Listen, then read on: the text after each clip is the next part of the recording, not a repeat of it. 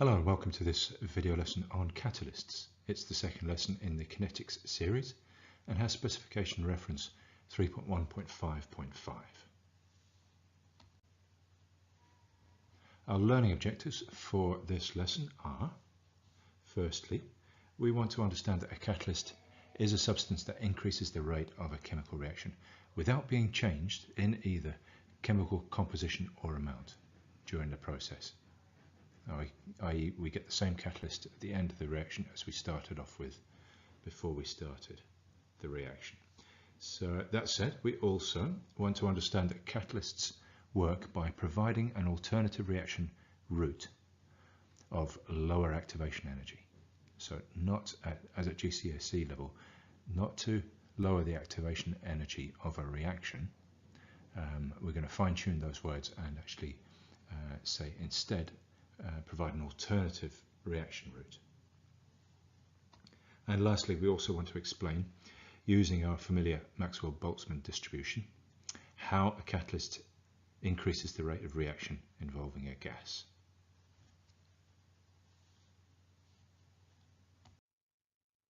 So let's start off by pondering this question: what is a catalyst? And you'll be familiar with catalysts from your GCSE work, but let's list out a few things that are true about catalysts that you may or may not be familiar with, but it would be useful to remind ourselves of anyway. So first thing, we know that they speed up chemical reactions. We also know that they do this by providing an alternative reaction pathway. So they don't deal with the same reaction and reduce its activation energy. They provide an alternative reaction pathway that has a lower activation energy. So they're chemically unchanged at the end of a reaction. So we only need a small amount, it's not used up. It tends to get changed during the reaction but reformed by the end of the reaction. So you've got the same amount of catalyst and it looks and feels the same as it did to start with, which is handy because you just reuse it over and over again. Now, catalysts are pretty fussy about which reactions they catalyze, and so there are specific catalysts for specific reactions, and often they are transition metals. And that's interesting, and during your A2 year you'll find out why transition metals make such good catalysts. And so if you don't need much of them and they speed up reactions and they're still there at the end of the reaction, then they're of course going to save lots of money in industrial processes, making the goods and services we buy as consumers much cheaper. So they're pretty good things, catalysts. And there's a list of 5 things, 5 features of catalysts that you do well to remember. Okay, let's look at a specific reaction, shall we? And if I put this picture down here, that's a picture of Fritz Haber, who was a German chemist and became famous because he was the one, along with Carl Bosch, who came up with the Haber-Bosch process for the production of ammonia. And ammonia, of course, is critical in the production of fertilizers, which has allowed the human population to quintuple over the last 50 or more years. Okay, so if there's a picture of Fritz Haber, so let's write down our reaction that creates ammonia. So of course we're going to start off with nitrogen gas, and we're also going to use a lot of hydrogen gas, and that's an equilibrium reaction, and it makes our ammonia. Very useful stuff. Okay, and but the thing about this reaction is that it has a very high activation energy, and that's because this nitrogen molecule has a triple bond between the 2 nitrogen atoms, and that triple bond is very strong. And so in order to break those 2 nitrogens up so that they can react with the hydrogen, you're going to have to provide a lot of energy, a lot of kinetic energy. And if you wanted to do that without the use of a catalyst, you would have to heat it up to really extraordinarily high temperatures, which would then, of course, make it commercially non-viable. You'd also have to use very high pressures at the same time to increase the number of collisions, and that, of course, costs a lot of money as well in terms of the very expensive reaction equipment. The vessels and the gaskets that you need for very high pressure are very expensive.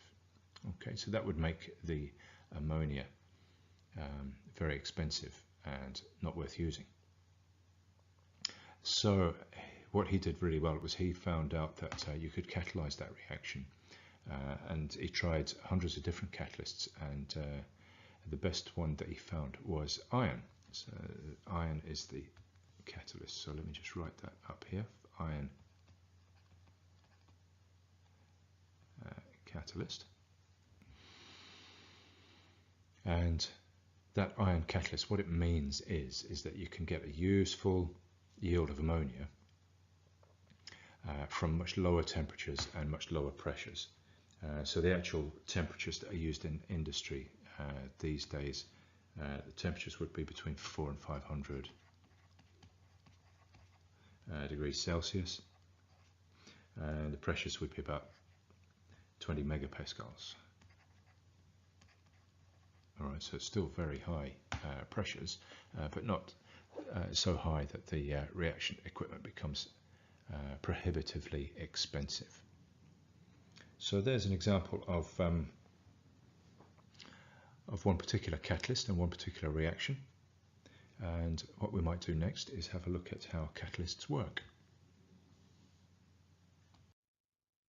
So when considering how catalysts work, let's have a look at a chart, our enthalpy profile diagram in fact. Let's get one of those out again. So what we're going to have to do is we're going to have to label these enthalpy profile diagrams. So you know by now that our y-axis is enthalpy and our x-axis is our reaction pathway.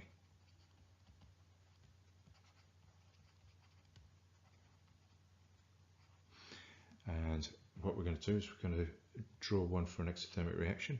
All right, so let's start off here, and we're going to start with reactants, and we're going to end up with products. So the enthalpy of the products is way less than the enthalpy of the reactants, but what happens, of course, is that they use their kinetic energy, all right, to break their bonds, and then they make new bonds that form the products. And so this, let's just label it all up. So what we can do is we can just draw a little dotted line along here, and then we can label this as the activation energy,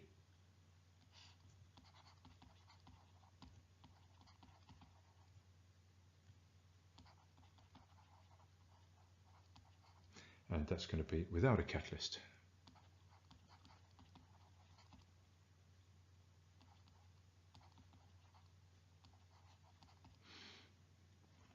So it is. And what a catalyst will do is it will provide an alternative reaction pathway. So let's do that in blue. So the alternative reaction pathway starts off with the same reactants and it ends up with the same products, but it makes intermediaries in between that process, which require less energy, less kinetic energy to make. So what the reaction pathway looks like, if I draw it in red, or sorry, blue,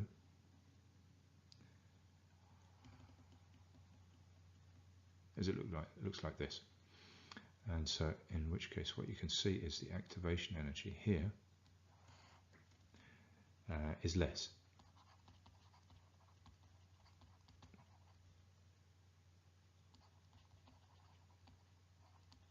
So the activation energy with a catalyst is less than the activation energy without a catalyst, because we've used an alternative reaction pathway. And if the activation energy is less, you can imagine that more of the molecules, everything else being equal, more of the molecules are going to have enough kinetic energy to get over that activation energy boundary in order to react. So that explains the alternative reaction pathway, and it illustrates how the activation energy of that alternative pathway is lower, and so that explains why or how catalysts work in that way. And what we can add some depth to that by looking at our other chart. Let's this time draw a Maxwell-Boltzmann distribution. So our Maxwell-Boltzmann distribution, of course, has different axes. On the y-axis, we've got number of molecules. So let's just write that in.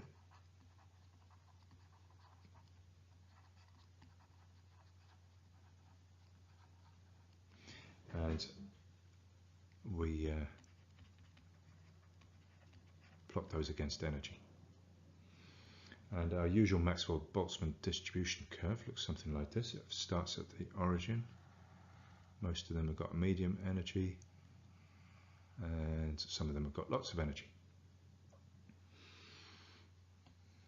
And our activation energy. So that's our activation energy without a catalyst.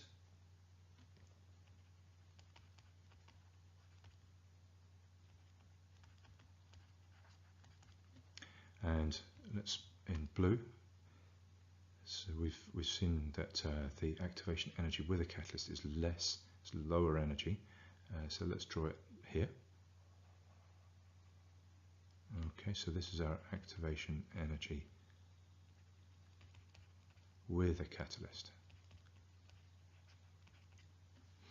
So what you can see is that the number of particles, which is, you'll remember, is the area under the curve, number of particles that have the activation energy, that is the activation energy without a catalyst, is much smaller than the number of particles that have the activation energy, that is the activation energy with the catalyst. So let's just write that down. So the key takeout from this is more particles have enough kinetic energy for a successful collision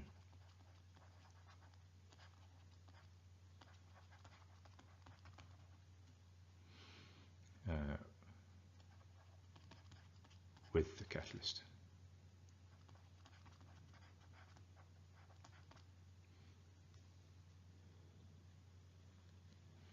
So there we have it. I hope we've explained how catalysts work. They provide an alternative reaction pathway that has a lower activation energy, and so more molecules have that lower activation energy, or more than it, than the original activation energy for the original reaction pathway. So to finish off with, as usual, let's check that we've covered off all of our original learning objectives, and here they were. So we wanted to understand that a catalyst is a substance that increases the rate of a chemical reaction. I think we know that. Without being changed in chemical composition or amount. We're accepting that. We understand that. We accept that. Okay, do we understand that catalysts work by providing an alternative reaction route of lower activation energy? Well, I think we do. And can we explain, using a Maxwell-Boltzmann distribution, how a catalyst increases the rate of reaction involving a gas? Well, that was the last slide that we just did, where we could clearly see that more of the particles will have the lower activation energy. Hence, more of the collisions will result in a reaction. Hope that's been clear, and I look forward to seeing you in the next video lesson. Thank you.